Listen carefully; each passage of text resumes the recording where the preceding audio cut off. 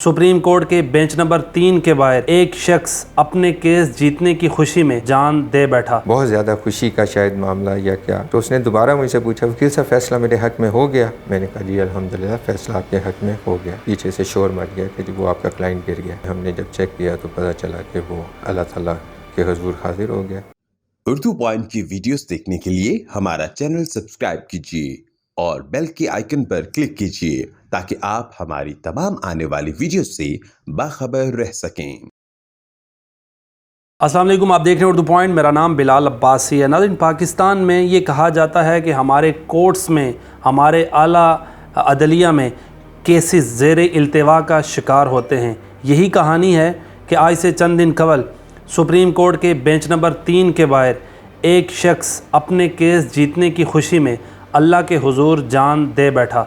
उस शख्स का नाम उमर अली था। उनकी उम्र 64 साल थी। बडग्राम से ताल्लुक़ था।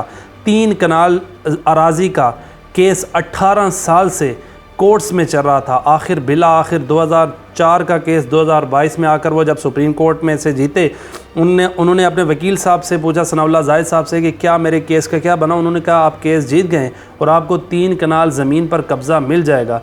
तो एकदम उनकी आंखें बाहर आई, नीचे गिरे अदालत के 3 नंबर कमरे के बाहर सुप्रीम कोर्ट में, और वहीं अल्लाह के हुजूर जान दे बैठे।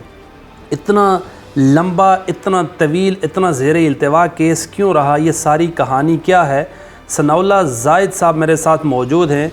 ये वकील थे उमर अली साहब के। सनाउल्लाह साहब बहुत शुक्रिया आपके वक्त का। मुझे ये बताइए कहानी क्या है, केस क्या है? 2017 में ये मेरे पास तशरीफ़ लाए सुप्रीम कोर्ट में अपील करने के लिए, और हाई कोर्ट से इनके ख़िलाफ़ फ़ैसला हुआ था। सिविल जज साहब ने भी जो फाइंडिंग्स थी वो जो मुख्तलिफ़ इश्यूज़ होते हैं सिविल केस के, तो अक्सर इश्यूज़ की फाइंडिंग्स इनके ख़िलाफ़ थी। लेकिन फ़ाइनली जो रिलीफ़ था वो ये हुआ कि ऑर्डर के जी दावा ख़ारिज हो जाएगा, और वो दावा ख़ारिज किया गया एक इशू की फाइंडिंग पर।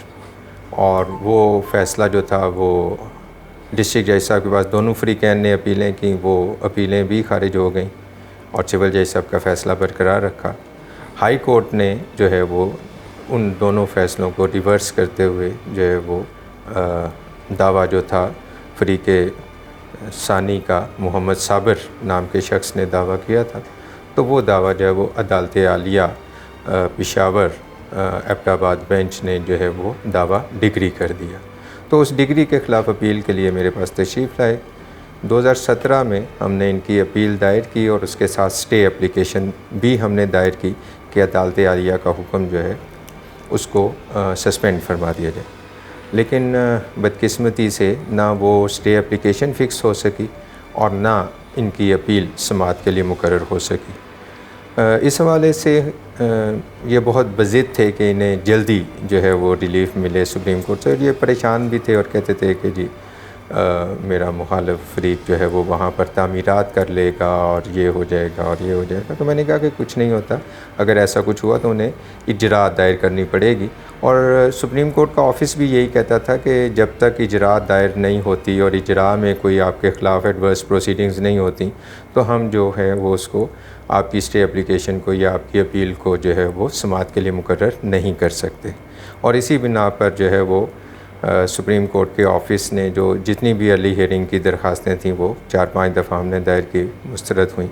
मुख्तलिफ़ ऑफिसर्स को भी रिक्वेस्ट की कि ये बंदा जो है वो काफ़ी ज़्यादा परेशान है, तो इसका मुकदमा जो है वो समाअत के लिए मुकर्रर कर दिया जाए, लेकिन वो ना हो सका। आखिरकार जो है वो ये मुकदमा जो है वो समाअत के लिए मुकर्रर हुआ। तो मैंने इसे बताया कि 31 तारीख को आपका केस जो है वो समाअत के लिए मुकर्रर हो गया है।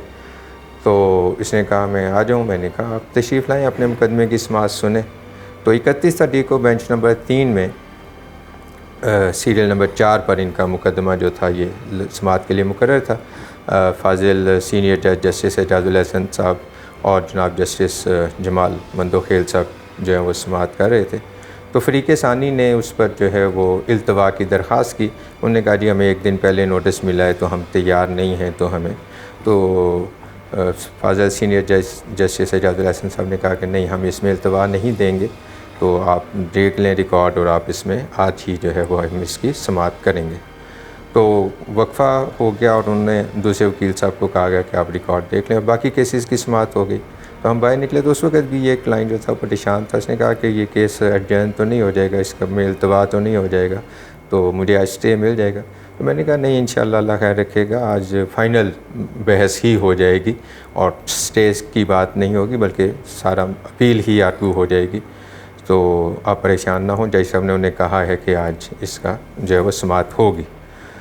تو باقی کیسز کی سماعت کے بعد پھر دوبارہ جو ہے وہ فاضل جج صاحبان نے جو ہے وہ اس کیس کی سماعت شروع کی, اور اس میں جو لا پوائنٹس تھے اور جو فیکچول پوزیشن تھی وہ ڈسکس ہوئی. اور سماعت مکمل ہونے پر جو ہے وہ فاضل سینئر جج صاحب نے, دونوں ججز نے اس بات پر اتفاق کیا کہ یہ اپیل منظور ہونی چاہیے, اور نیچے جو دعویٰ ڈگری ہوا ہے وہ درست طور پر ڈگری نہیں ہوا. اور خاص طور پر عدالت عالیہ نے سپریم کورٹ کے جو ججمنٹس ہیں ان کیس میں انوالو پوائنٹس پر, ان کو ملحوظ خاطر نہیں رکھا گیا ہائی کورٹ کی ججمنٹ میں.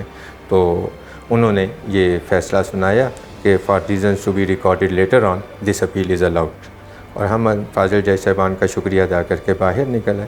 تو یہ چونکہ غالباً پڑھا لکھا آدمی نہیں تھا اور بیک گراؤنڈ کا تو باہر نکلا, اور جب ہم کمرہ نمبر 3 کی عدالت سے آگے آئے تو سیڑھیوں سے نیچے اترے تو اس نے مجھے پوچھا کہ وکیل صاحب کیا ہوا ہمارے مقدمے کا. تو میں نے کہا کہ الحمدللہ آپ کی اپیل منظور ہو گئی ہے اور مقدمے کا فیصلہ آپ کے حق میں آ گیا ہے, اور ہائی کورٹ کا جو ہے فاضل عدالت عالیہ پشاور کا جو فیصلہ ہے اس کو انہوں نے کالعدم قرار دے دیا اور آپ کے حق میں فیصلہ ہو گیا ہے. تو وہ ایک دم سے مطلب اس کو جو شاید بے پناہ خوشی ملی, یا میں اس کی کیفیت مجھے تو نہیں بھولے گی, بڑی تکلیف دہ وہ ساری صورتحال ہے. لیکن اس نے جو ہے وہ جیسے اس کی آنکھیں پھٹی کی پھٹی سی رہ جاتی ہیں, بہت زیادہ خوشی کا شاید معاملہ یا کیا. تو اس نے دوبارہ مجھ سے پوچھا وکیل صاحب فیصلہ میرے حق میں ہو گیا؟ میں نے کہا جی الحمدللہ فیصلہ آپ کے حق میں ہو گیا. تو یہ بات کہہ کے میں تھوڑا سا آگے چلا. بار کے کچھ سینئرز آگے کھڑے تھے تو میں ان کو سلام کرنے کے لیے آگے ہو گیا. تو کچھ سیکنڈز ہی کا فرق ہوا ہوگا تو پیچھے سے شور مچ گیا کہ جی وہ آپ کا کلائنٹ گر گیا. تو پھر ہم نے اس کو اٹھایا اور اس کو سٹول پہ لٹایا, اور باقی وہ کلا صاحبان بھی آ گئے, بار روم کا سٹاف بھی آ گیا. اس کو جو ہے وہ اس کی چیسٹ وغیرہ کو دبایا گیا, اس کی سانس بحال کرنے کی کوشش کی گئی, اور فوری طور پر ہی ہمارے سپریم کورٹ کا جو میڈیکل سینٹر کا عملہ ہے, میں ان کا بھی شکر گزار ہوں کہ انہوں نے فوری طور پر صورتحال کی سنگینی کا احساس کیا. ڈاکٹر صاحب اور باقی عملہ جو ہے وہ فوراً تشریف لے آئے اور انہوں نے فوری طبی امداد ان کو دی, ویل چیئر پہ بٹھایا. بلکہ اس وقت تھوڑا سا وہ ہوش میں آ گیا اور ہم لوگ خوش ہو گئے کہ یہ بہتر ہو گیا. تو بہرحال پھر ہم اسے میڈیکل سینٹر میں لے گئے. ڈاکٹر صاحب نے وہاں پر مزید اس کو ادویات دیں, چیک کیا. تو ڈاکٹر صاحب کا خیال تھا کہ اس کو جو ہے وہ انہوں نے ججز بلاک سے ایمبولینس منگوائی اور فوراً ہی اس کو لے کر جو ہے وہ پولی کلینک ہاسپٹل چلے گئے. تو بعد میں ہم نے جب چیک کیا تو پتہ چلا کہ وہ اللہ تعالیٰ کے حضور حاضر ہو گیا. ایگزیکٹلی یہ کیس کیا تھا ان کا؟ کتنی زمین تھی, کتنا عرصہ پہلے لی, پھر قبضہ ہو گیا؟ تقریباً 3 کنال کے لگ بھگ زمین تھی. یہ عمر علی اور اس کے 3 اور بھائی 4 لوگوں نے یہ خریدی تھی, اور محمد صابر جو تھا اس نے جو ہے وہ شفا کا کیس دائر کیا, اور اس نے کہا جی کہ یہ میرا جو ہے وہ شفے کا معاملہ ہے. تو وہاں کے علاقائی رواج کے مطابق جو ہے وہ پھر لوگوں نے یہ کہا کہ اس میں ہم علماء سے اس کا فیصلہ کروا لیتے ہیں, شرعی تحکیم کروا لیتے ہیں. اور آج کل بھی یہ الٹرنیٹ ڈسپیوٹ ریزولوشنز کا, ADR ایکٹ کا اور معاملہ جو ہے وہ چلتا ہے, اور عدالتیں اس بات کو انکریج بھی کرتی ہیں کہ متبادل ذرائع سے لوگوں کے معاملات جو ہیں وہ حل ہو جائیں. تو چونکہ اس علاقے میں یہ کسٹم بھی ہے, اور وہ تو وہاں پر ان لوگوں کا آپس میں طے ہو گیا کہ ہم شرعی تحکیم کے لیے علماء سے جو ہے وہ رابطہ کرتے ہیں.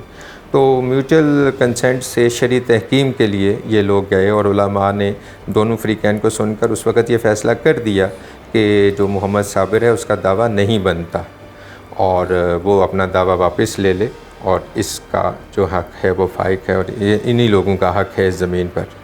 لیکن بدقسمت وہ پھر یہ ہوا کہ انہوں نے عدالت میں درخواست بھی دی کہ شرعی تحکیم کے مطابق جو فیصلہ کیا ہے علماء نے, اس کے مطابق جو ہے وہ اس کو دعویٰ واپس لے لیا جائے.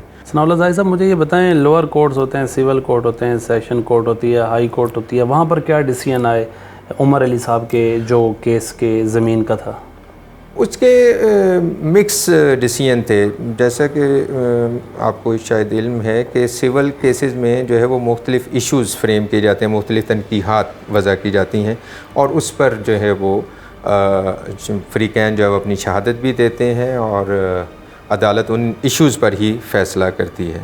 اور ایک حتمی ایشو جو ہوتا ہے جس کو ریلیف یا داد رسی کا ایشو جو ہے وہ کہا جاتا ہے. تو جو مینلی ایشوز تھے وہ اس کے خلاف فیصلہ آیا، لیکن ریلیف کا جو ایشو تھا، ایک ایشو کی فائنڈنگز کو مد نظر رکھتے ہوئے دعویٰ خارج ہو گیا، ان کے حق میں ہی فیصلہ آیا، اور اپیل جو ہے اس میں بھی ہوا. اور ہائی کورٹ نے وہ اسی ڈیسیژن، اسی بنیاد پہ جو شرعی تحکیم کا معاملہ ہوا اور راضی نامہ کا ان درمیان میں ہو گیا، اور پھر اس نے اس راضی نامے سے ہٹ گیا وہ شخص جو تھا محمد صابر، تو وہ پھر مین ایشو جو ہے وہ ہائی کورٹ کے سامنے رہا. تو ہائی کورٹ نے اس کو ڈس بیلیو کیا، انہوں نے کہا کہ نہیں، یہ بات جو ہے وہ قانونی طور پر بھی نہیں ہوئی اور درست طور پر بھی نہیں ہوئی. تو وہ عدالت عالیہ نے اس پر جو ہے وہ فیصلہ فرمایا.